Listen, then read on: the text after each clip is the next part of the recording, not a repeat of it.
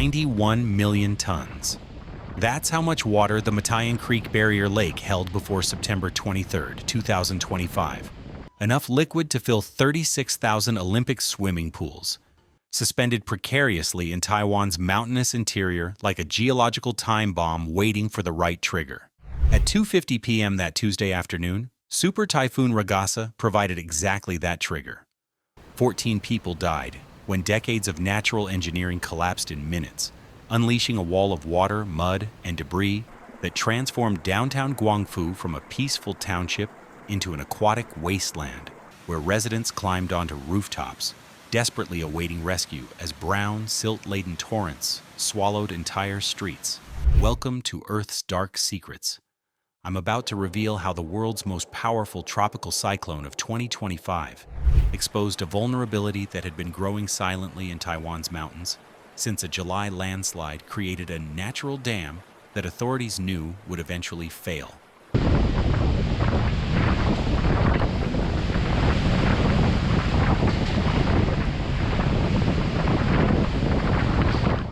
They just didn't expect it to happen with such devastating precision. Yes, the story of Taiwan's deadliest typhoon disaster begins not in September, but 3 months earlier, when a seemingly routine landslide in the upper reaches of the Matayan River created something far more dangerous than anyone initially realized. Unlike engineered dams built with safety protocols and overflow systems, barrier lakes operate according to simple physics. Water builds up behind the obstruction until pressure exceeds the dam's structural integrity. For months, local authorities knew the barrier lake contained approximately 91 million tons of water. The critical mistake wasn't failing to recognize the danger, it was underestimating how quickly that danger could materialize when the right atmospheric conditions aligned. Super Typhoon Ragasa arrived as a meteorological superweapon with specifications that defied regional preparedness standards. Sustained winds reached 215 kilometers per hour, with gusts exploding to 295 kilometers per hour when the storm's eye wall made initial contact with Panuatan Island in the Philippines. The typhoon's path through the Philippine archipelago provided a preview of its destructive potential. More than 10,000 Filipinos were evacuated across the country, with President Ferdinand Marcos Jr. suspending government work and classes in Manila and 29 provinces as the storm demonstrated its capacity to paralyze entire regions. But the Philippines was just Ragasa's warm-up act. Taiwan would experience the storm's full fury as it intensified while crossing the warm waters of the South China Sea, gathering additional moisture and energy that would prove devastating when combined with the existing vulnerability created by July's landslide dam.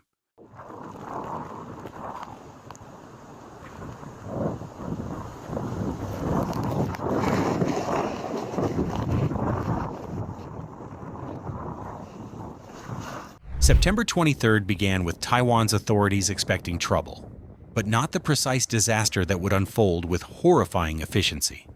The first overflow occurred around 11 a.m., later than initially predicted, giving residents and emergency services a false sense that perhaps the barrier lake's release would be more manageable than feared. This timing miscalculation would prove critical, as people remained in areas that should have been completely evacuated. Then, at approximately 4:30 p.m., the barrier lake experienced its second, much larger overflow event. This catastrophic structural failure sent 91 million tons of accumulated mountain water, mud, and debris racing downhill toward populated areas with the force of a liquid avalanche. Residents found themselves trapped not by rising water, but by a fast-moving wall of destruction that transformed their familiar neighborhood into an alien landscape where normal navigation became impossible. 14 confirmed fatalities occurred primarily among elderly residents who couldn't escape the rapidly rising floodwaters. Most victims were concentrated in Guangzhou Township, where the geography that had made their community picturesque, nestled in a valley downstream from mountain watersheds, suddenly became a fatal trap when those same watersheds released decades of accumulated potential energy in a single afternoon. Initial reports indicated 124 people missing, a number that fluctuated as rescue operations discovered some survivors while confirming additional casualties. Nearly 300 people were stranded across the affected area, Understanding the barrier lake collapse requires recognizing how Super Typhoon Ragasa transformed ordinary meteorology into a precision-engineered disaster trigger. The typhoon delivered exactly the rainfall intensity needed to push the July landslide dam beyond its structural limits. This was a perfect storm of geological vulnerability meeting meteorological extremes with precision. When the barrier finally failed, the water didn't simply flow downhill, it carried the accumulated debris from months of upstream erosion, creating what disaster specialists call a debris flow that possessed far greater destructive power than ordinary flooding.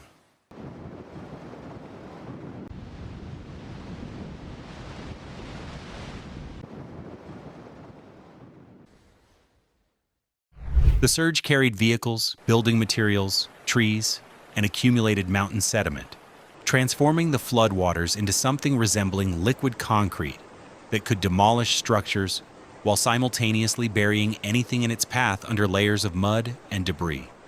Residents described the horror of watching familiar objects, cars, furniture, even entire building facades, being transported through their streets by waters that seemed alive with destructive purpose. Taiwan's transportation network, considered among Asia's most resilient, discovered critical vulnerabilities when confronted with the barrier lake's catastrophic release. Road systems throughout Hualien County became impassable, not just from flooding but from the accumulated debris that rendered traditional route clearing impossible. Emergency vehicles found themselves navigating landscapes that had been fundamentally altered, where familiar roads had vanished under mud deposits that would require weeks to excavate.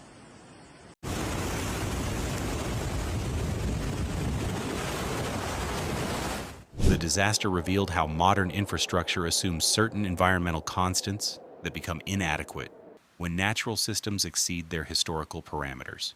Power systems failed not just from water damage, but from the physical destruction of transmission infrastructure by debris-laden floods that possessed the kinetic energy to demolish utility poles and transformer stations.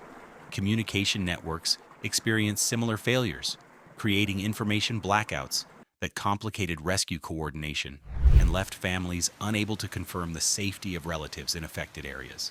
Emergency teams conducted operations in an environment where normal geographic references had disappeared under layers of mud, debris, and displaced vegetation. Streets that rescue workers had known for years became unrecognizable as the flood's passage left behind a landscape that resembled the aftermath of a mudslide more than a flood event. The rescue operations required techniques typically associated with earthquake response rather than flood recovery, clearing debris, stabilizing unstable structures, and searching through accumulated sediment for survivors or casualties. Helicopter operations became critical for reaching isolated areas where road access had been completely eliminated. But even aerial rescue faced complications from the typhoon's continuing weather effects and the difficulty of identifying safe landing zones in a landscape where stable ground had become scarce. As Taiwan struggled with the Barrier Lake disaster, Super Typhoon Ragasa continued its destructive trajectory toward Hong Kong and southern China. Hong Kong braced for impact as the typhoon approached with sustained winds that remained above 200 kilometers per hour. Nearly 2 million people were relocated to higher ground in China's Guangdong province, as authorities recognized that Ragasa's Taiwan performance provided a preview of potential destruction when the storm made its next landfall. By September 25th, meteorological attention shifted to Super Typhoon Ragasa's approach toward mainland China, where the storm threatened to replicate its Taiwan devastation across Guangdong province's densely populated coastal areas. Chinese authorities, having witnessed Ragasa's performance in Taiwan and Hong Kong, implemented preemptive evacuations that reflected hard-learned lessons about the storm's capacity to exceed traditional preparedness measures. Ragasa's progression toward China represented not just another landfall, but the continuation of a storm system that had already proven its ability to identify and exploit critical vulnerabilities in modern Asian infrastructure. The Matayan Creek Barrier Lake collapse exposed something climate experts prefer not to acknowledge. Modern extreme weather events can function as precision-guided munitions, identifying decades-old vulnerabilities and triggering disasters with accuracy. 14 deaths from a Barrier Lake collapse that had been anticipated for months. 91 million tons of water released in minutes, transforming peaceful Guangfu Township into a mud-covered wasteland where residents climbed onto rooftops to escape liquid avalanches carrying vehicles and buildings through what had been familiar streets hours earlier. As climate systems continue evolving beyond historical precedent, the question remains, how many other geological time bombs are quietly accumulating destructive potential in mountainous regions worldwide, requiring only the right meteorological trigger to unleash catastrophic damage on unsuspecting populations?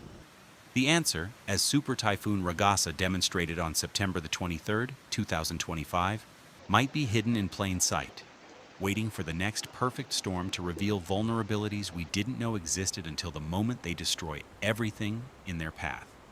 Thanks for watching Earth's Dark Secrets, where we expose the hidden realities behind our planet's most devastating disasters. If this investigation revealed something the mainstream media won't tell you, please like, comment, and subscribe. Your support helps us uncover the stories that authorities don't want told. Hit the bell so you never miss our in-depth analysis of the disasters that reveal our planet's dark truths.